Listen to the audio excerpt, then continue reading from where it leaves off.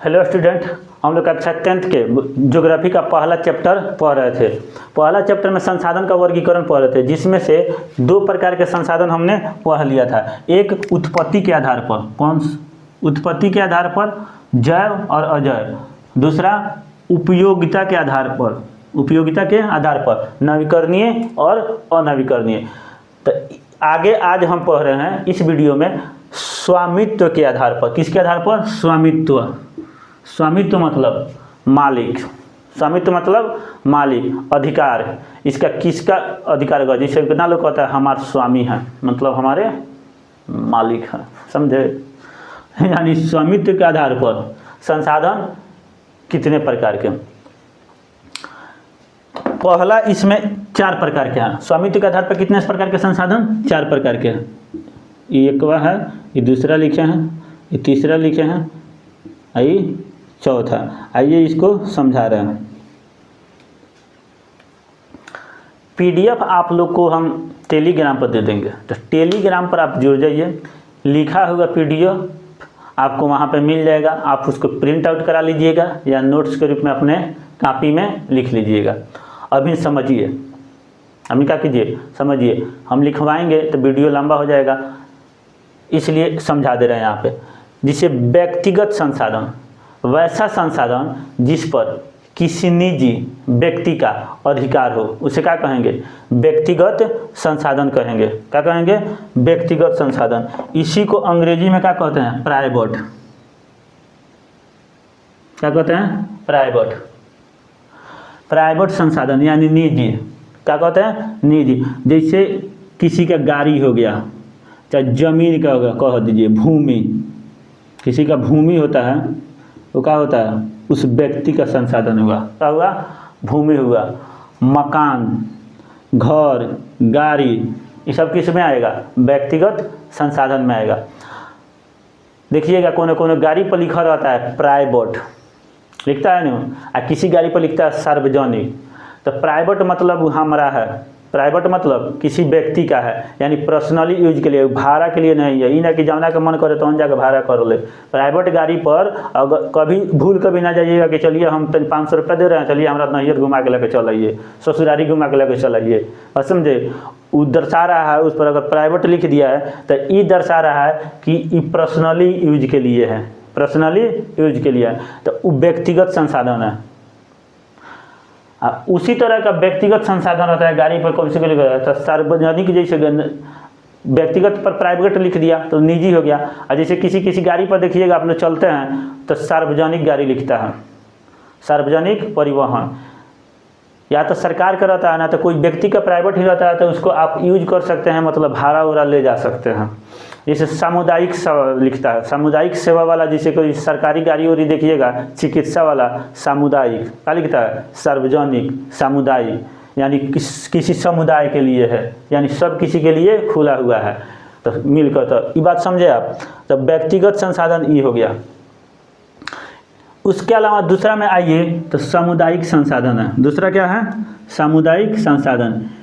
किसी समुदाय विशेष के लिए, किसी समुदाय विशेष के लिए जो संसाधन रखा जाएगा, जो उपलब्ध किया जाता है, जो यूज करते हैं, उसको क्या कहेंगे? सामुदायिक संसाधन कहेंगे।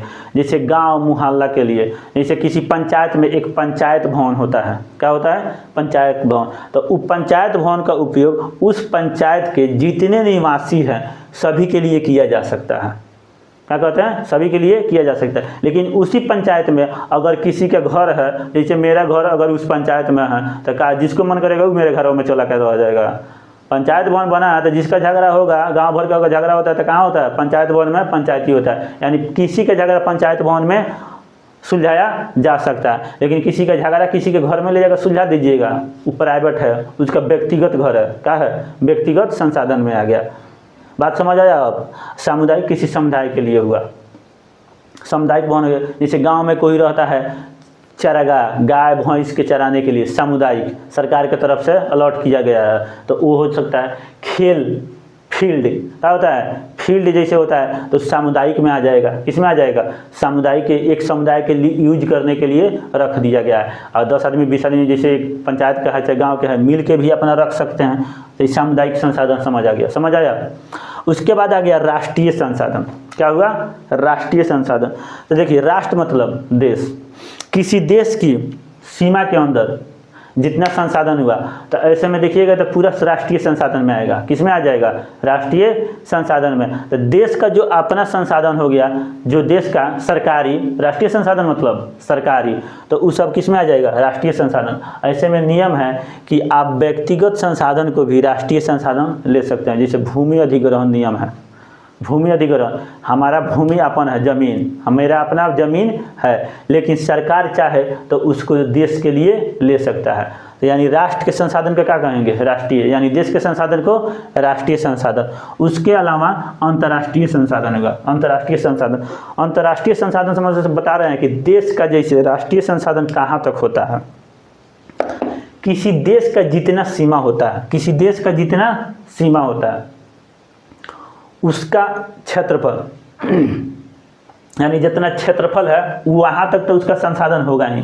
उसके अलावा अगर उस समुद्र तट से देश लगा हुआ है तो समुद्र तट में 200 नॉटिकल मील, नॉटिकल मील को हिंदी में समुद्री मील कहते हैं, क्या कहते हैं, समुद्री मील। जैसे ये देखिए भारत है, ये क्या है, भारत है, अगर ये समझिए मोटा मोटी बना रहे हैं आपका भारत, ये भारत है, इसका क्षेत्रफल तो होगा जितना भारत है।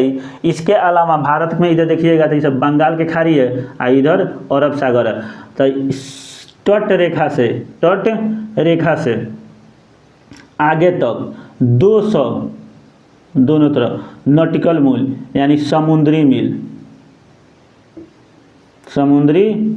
मील, उसी तरह इधर भी 200 तक। ये आपका देश का, इसमें जितना संसाधन मिलेगा, तेल, गैस, पेट्रोलियम, जीव जंतु, सोना, चांदी, हीरा, मोती, कुछ भी, तो वो राष्ट्र का हो जाएगा। किसका हो जाएगा, यानी इंडिया है तो इसका हो जाएगा, भारत का हो जाएगा। किसका हो जाएगा, भारत का। इसके अलावा समुद्र में अगर 200 नॉटिकल मील से, 200 समुद्री मील से बाहर समुद्र में अगर जा रहे हैं, समुद्र में बाहर जा रहे हैं, तो उधर जितना भी संसाधन होगा वो अंतर्राष्ट्रीय नियम कानून से चलता है, वो राष्ट्रीय नहीं होगा, यानी देश का नहीं होगा, तो वो अंतर्राष्ट्रीय हो जाएगा।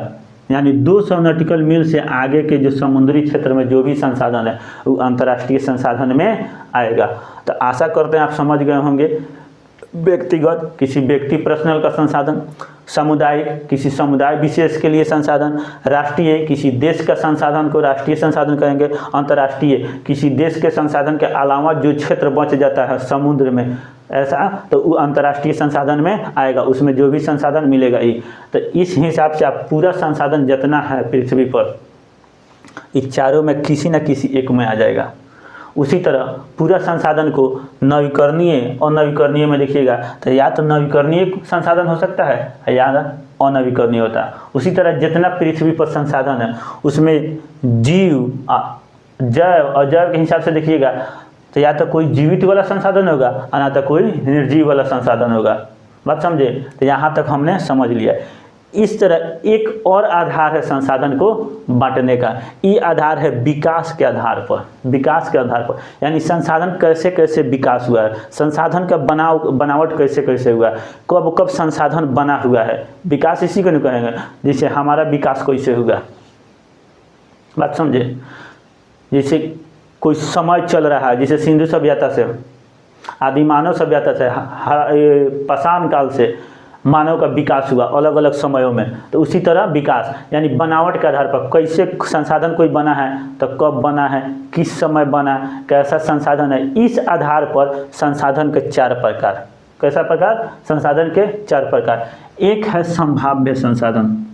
संभाव्य संसाधन किसी क्षेत्र विशेष में वैसा संसाधन जहाँ पर लग रहा है कि यहाँ पर संसाधन है, संसाधन की संभावना है, लेकिन दुर्गम स्थिति होने के कारण यानी निकालने योग्य नहीं होने के कारण उसको नहीं निकाला जा सकता है। तो यानी संभावना बन रहा है संसाधन को, उसको क्या कहेंगे, संभाव्य संसाधन।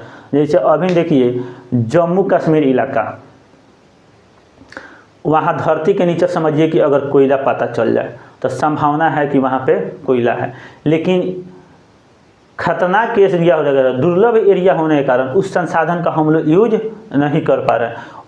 उसी तरह देखिए दक्षिण भारत में हम लोग का प्रायद्वीपीय भारत, जो भारत का नीचे वाला भाग होता है जिसको दक्षिण भारत कहते हैं, इसको दक्षिणी भारत कहेंगे। ये जो रेखा के रचना है, यहाँ पर संसाधन है, लेकिन इतना ना ऊपर का जो चट्टान है कठोर है, उसको निकालना थोड़ा कठिन है, उसको निकालना क्या है, कठिन है। तो ये किस में आ जाएगा, संभाव्य संसाधन में। कैसा संसाधन, संभाव्य संसाधन। उसके अलावा देखिए विकसित संसाधन, नाम से ही पता चल रहा है जिसका विकास हो गया हो, उसको क्या कहेंगे, विकसित संसाधन। तो संसाधन इसका उपयोग हम लोग यूज कर सकते हैं, यूज करते हैं, उसे क्या कहेंगे, विकसित संसाधन को कहेंगे। क्या कहेंगे, विकसित संसाधन। जैसे अभी देखिए हम लोग जो भी संसाधन का यूज कर रहे हैं, अगर आप देख रहे हैं जैसे ईंधन के रूप में एलपीजी का यूज कर रहे हैं, चलने के लिए गाड़ी मोटरसाइकिल का यूज कर रहे हैं, अलग अलग जैसे पेट्रोल का यूज कर रहे हैं, विद्युत का यूज कर रहे हैं, तो ये सब संसाधन का हो गया है, विकसित हो गया है, हम लोग यूज कर ले रहे हैं। वहीं देखिएगा हाइड्रोजन, भविष्य का ईंधन कहते हैं। क्या कहते हैं, हाइड्रोजन को भविष्य का ईंधन कहते हैं, लेकिन हाइड्रोजन का हम लोग यूज नहीं कर रहे हैं, नहीं यूज कर रहे हैं, तो वो किस में है, यानी उस संसाधन को हम लोग यूज करने की कोशिश में है, यानी यूज कर सकते हैं, संभावना है। जैसे लकड़ी जल समाप्त हो गया, लकड़ी समाप्त हो गया, तो ईंधन के रूप में खाना बनाने के लिए पहले लकड़ी के लोग यूज करते थे, तो आज उसके जगह पर एलपीजी यूज कर रहे हैं। और जब एलपीजी समाप्त हो जाएगा तो वहाँ पे अब ईंधन के लिए कोई ना कोई ऑप्शनल में चाहिए, तो उस समय ये अनुमान लगाया गया है कि हाइड्रोजन ऐसा है कि इसमें बहुत अपार ऊर्जा है, बहुत अपार ऊर्जा है, तो हाइड्रोजन का हम लोग यूज ईंधन के रूप में कर सकते हैं। तो ई का हो जाएगा, मेरा संभाव्य संसाधन में आ जाएगा। आशा करते हैं संभाव्य और विकसित आप दो समझ गए होंगे, बात समझे। अब आइए भंडार संसाधन। क्या, भंडार संसाधन, नाम से ही आपको पता चल रहा है भंडार। जैसे लोग कहता है गोदाम में भंडार कैले है अनाज का, यानी संचित किया है। क्या है, संचित क्या है, भंडार के रूप में। जैसे पटना में देखिएगा गोलघर है, पटना में गोलघर है। अंग्रेज उस समय जो था वो अनाजों को संचित करने के लिए, भंडार करने के लिए, उसी को संचित कहते हैं, उसी को भंडार कहते हैं, उसी को इकट्ठा कहते हैं, मतलब रखने के लिए वो गोलघर बनाया, तो यानी भंडार करके रखा था। उसी तरह देश में बड़े स्तर पर संसाधन, कुछ ऐसे संसाधन है, चाहे कुछ ऐसे एरिया में जिसे संसाधन है जिसको संसाधन संचित है, यानी संसाधन वहाँ पे है। जैसे समझिए कि आप पता चल जाए कि हिमालय पर्वत के नीचे बहुत बड़ा कोयला का एक खदान है, कोयला का खदान है, लेकिन हिमालय पर्वत की ऊंचाई इतना ना अधिक है कि उसको खोद कर खनन कर निकालना कठिन है। लेकिन हमारे पास संसाधन तो है नहीं, यानी इकट्ठा संभावित रखे हैं। क्या है, संभावित रखे हैं। तो उसी तरह का क्या कहेंगे, उसको भंडार संसाधन कहेंगे, यानी भंडार है। सीधा मतलब ये हुआ कि तकनीकी के अभाव में जब संसाधन को नहीं निकाल पाते हैं, तकनीकी के अभाव में, जैसे अच्छे मशीन ना होने के कारण, दुर्गम स्थिति है, खतरनाक एरिया है, तो अच्छे मशीन, अच्छे टेक्नोलॉजी, अच्छे तकनीक होना चाहिए। इस अभाव में अगर हम संसाधन को नहीं निकाल पा रहे हैं तो उसको क्या कहेंगे, भंडार संसाधन। जैसे पता चल जाए बिहार में ऐसा जगह है कि सोना बहुत है, तो वो हो गया भंडार, मिलल है, लेकिन उस सोना को हम नहीं निकाल पा रहे हैं तो वो क्या है, भंडार है। अगर उसी को निकाल लेंगे तो उस किस में आ जाएगा, विकसित में आ जाएगा। कहा जाएगा, विकसित में आ जाएगा। उसको निकाल कर हम लोग यूज कर लेंगे, तो भंडार संसाधन ये हुआ, भंडार संसाधन ये हुआ। एक हो गया संचित, नाम से भी आपको पता चल रहा है, भंडार मतलब रखले हैं मोटरी बांध के, और संचित मतलब भी मोटरी बांध के रख ले हैं, लेकिन हम उसको टुकुर देखते रहेंगे, यूज नहीं कर सकते हैं। काहे नहीं यूज कर पा रहे हैं, क्या हमारे पास वैसा तकनीकी नहीं है, मशीन नहीं है कि हम उसको निकाल पाएँ वहाँ से। ऐसा दुर्गम स्थिति है कि जहाँ से हम नहीं निकाल पा रहे हैं। अच्छा, निकालने में अधिक खर्च पड़ जा रही है, खर्चा अधिक आ जा रहा है। अब संसाधन जैसे 5 करोड़ के संसाधन हो के और 7 करोड़ लग जाए निकालने में, तो संसाधन निकल ले ना निकलने कोई फायदा है, बात समझे। तो भंडार संसाधन का ही रूप होता है संचित संसाधन, यानी समझिए तो दोनों एक ही हैं। दोनों में तकनीकी का विकास ना होने के कारण इसको हम नहीं निकाल पाते हैं, रख ले रहते हैं। तो इस तरह आप संसाधन का अलग अलग प्रकार समझ लिए, संसाधन का वर्गीकरण समझ लिए।